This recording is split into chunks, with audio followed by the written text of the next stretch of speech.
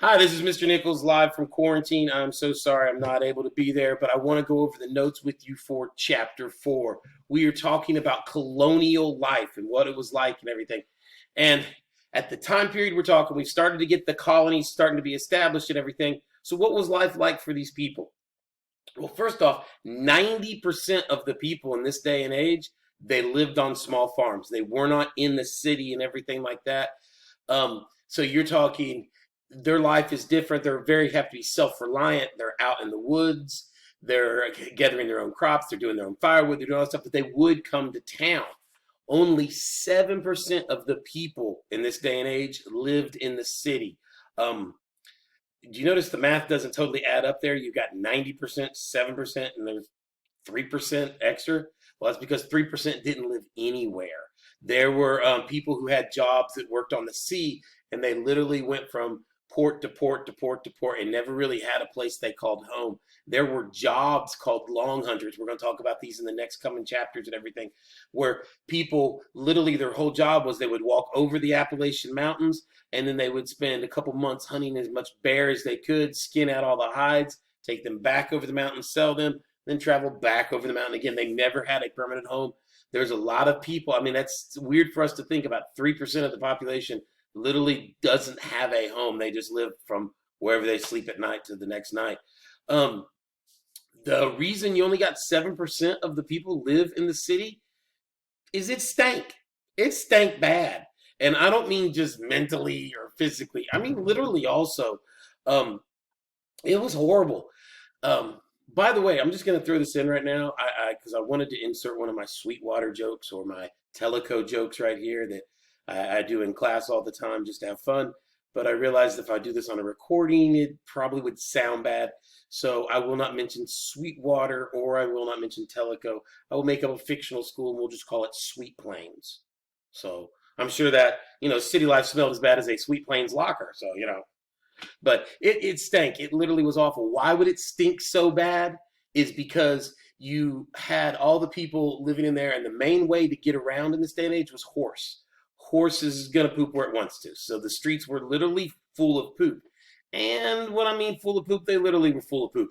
Because if you lived in the city in a house, you would use your bathroom in the bucket, and then you would go over to the window. It was common courtesy to yell something before you threw it out the window, like poop below or just something. Just yell it out the window, poop sickle in the winter months or something, throwing it out, and then take your bucket and chuck it out the window. And so literally there is poop and pee just laying all over the streets. A lot of people throw their chicken bones, garbage out like that because there's dogs running through the city and everything. I mean, it literally was like an open sewer a lot of times, the smell of it. They said it was horrible to live in the city at that time. Um, the heart of the city was always down by the waterfront. Everybody went down to where the water was. Why? That was like the super highway of its day. That's where your food came in by boat. Your everything. The main way to get things around, the quickest, most economical way is by boat. So if you were near water, that's where the heart of the city. And if you go to a lot of old cities that are near water, you see down by the water is the oldest part of the city, and then it just grows out from there and everything. And a couple interesting things about living in the city. If you lived in the city also and you got sick, there were doctors. You could go to a doctor, but that wasn't your main doctor. That was only if you had like a really bad something. If you had a broke bone or if you had a toothache or things like that, you felt sick, a common cold, you went to a barber. A barber is where you went. The man was the jack of all trades. He literally could cut your hair. He would pull loose teeth and teeth that you had problems with, to where this is just a dude in there with pliers getting down in there and just yanking teeth out. This is also the same guy that if you've had a common cold, they thought that your blood had gone bad and they would bring in this guy and he would cut your arm and let blood come out because they're trying to get the bad blood out so that it can regenerate and may have better blood in there. What you're doing to somebody sick is literally just killing them. Sometimes they would bleed people to death. They would do it over and over and over. Sometimes they would bring in leeches and put leeches on you because they suck some of the blood out if they do. So, I mean, this was a crazy place to be, was the barber. They ain't just hanging around like it is at Floyd's Barbershop or something. It was a crazy place to be. In fact, one of the things that's so interesting about this is those people When you think about your barber constantly mopping up blood and everything like that, and by the way, if your barber today is constantly mopping up blood, go to a different barber shop. That man is just way too happy with the clippers. I'm just saying, all right?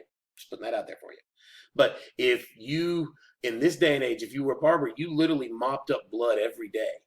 And then you would take your mop outside and throw over the railing of the fence, and it would kind of run down. The blood would run off the mop onto the pole. And that's why, I can see some of you getting grossed out now, that's why a barber symbol is a white pole with a red swirl going down around it. Because people would see the blood on a post and they would know this is the barber. And so that became the symbol for a barber, because that was the dude in the city who took care of every problem you had that needed scissors or a knife to take care of. So I think that's quite interesting. Also, another thing that's interesting, the houses are all made of wood. It was a law that everybody had to keep a bucket in their house.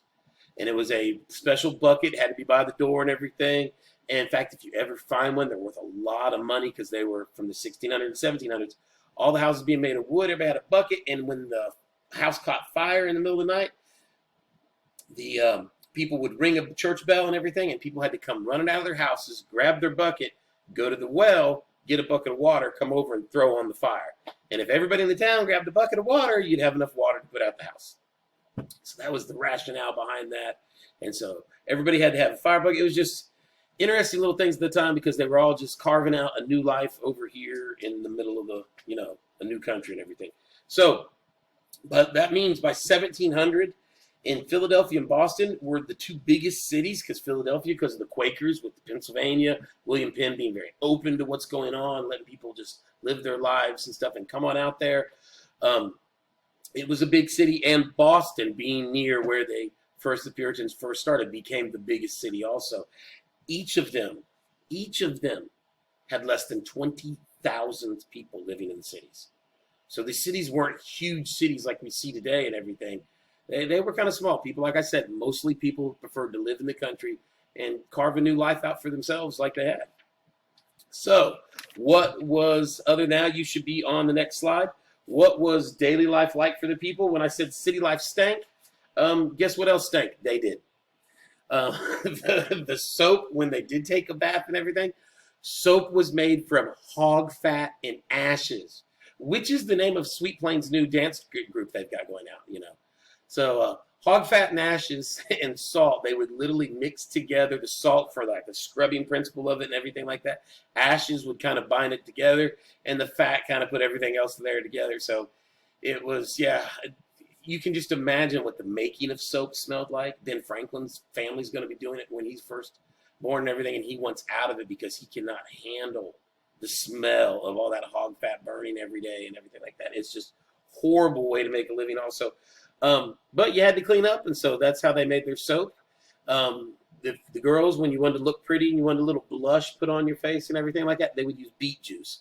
Literally just take beets and rub on their face right there, so it gave a little red complexion and everything like that. And so if your girl smelled like hog fats and beets, hey, that's a good-looking girl right there, man. So they would also then, because I said they would rub the blush on their face to try and give themselves a little red cheeks, why they also thought very pale was considered attractive in this day and age. The reason being is because if you were rich, you had money, you stayed in the house. And so you were pale. You weren't outside in the sun like everybody else. And so the more pale you were meant the more rich you were, meant the more elegant you were. Everybody wanted to marry somebody rich. And so being very pale became trendy and what was people liking to look like.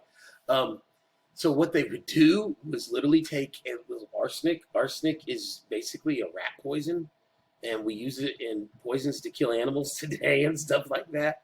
And they would take a small little bit of it and swallow it every day. So you just eat one piece of rat poison, and it'll give you a very pale look, which is what they're after. Why? Because you're dying.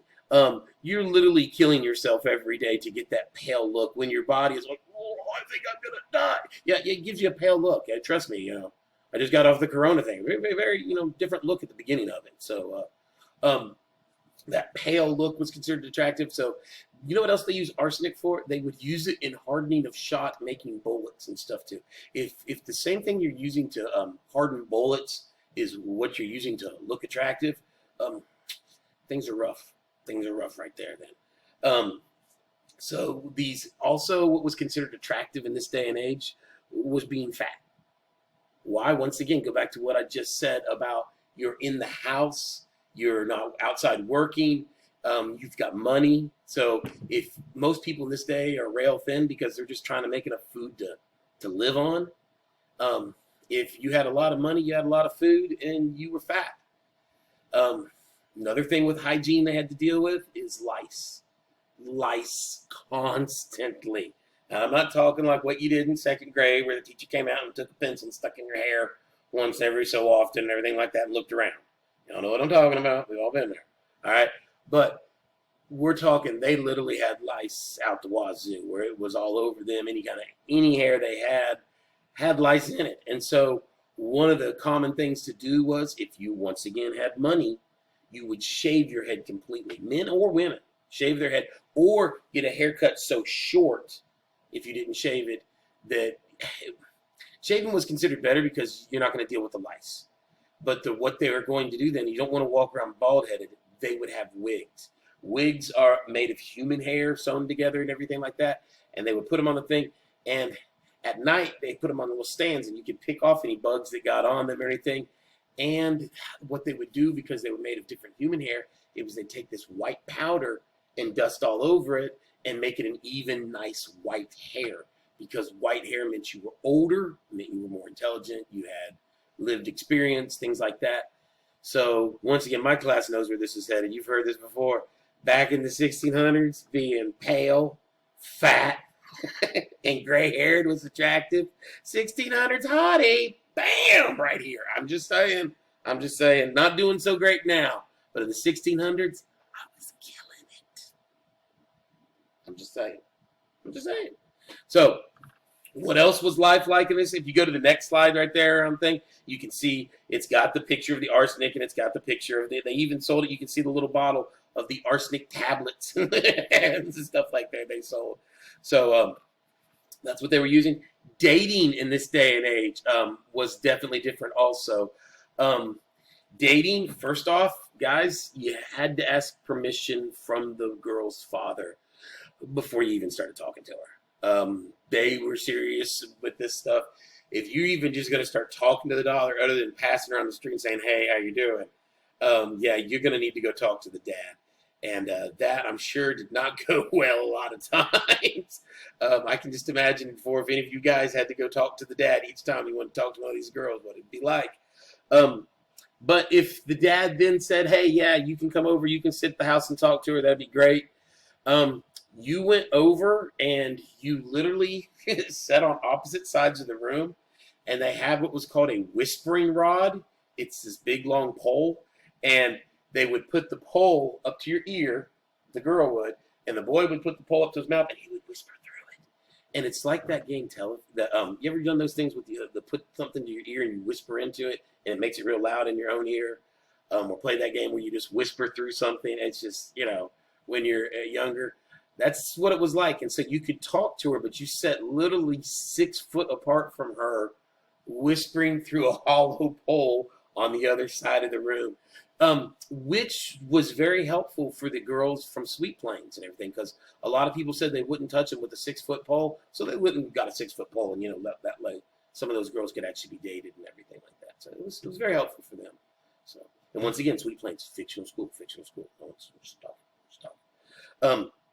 So now, if things went well when you had asked the father to talk to her, and then things went well when you whispered across the room and everything, you might be invited over to come over and have dinner and sit around and talk and spend the evening talking with them. This is where it really got weird. In this day and age now, which again, 90% of people live on small farms. They're out way away from each other. What they would do is, if you're going to still work all day, if I want to go see, I'm dating my wife, I want to go see her that evening, going to go talk to her family, see there, I would still do my work all day. My parents aren't letting me off of that. I'd get the day done and everything. And so it's starting to get sunlight going down, and I'd walk over to the girl's house. That might be 3-4 miles away.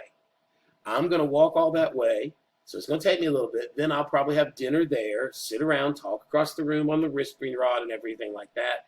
And if things were going well, then they would make me spend the night. And I would have to sleep in the same bed with the girl.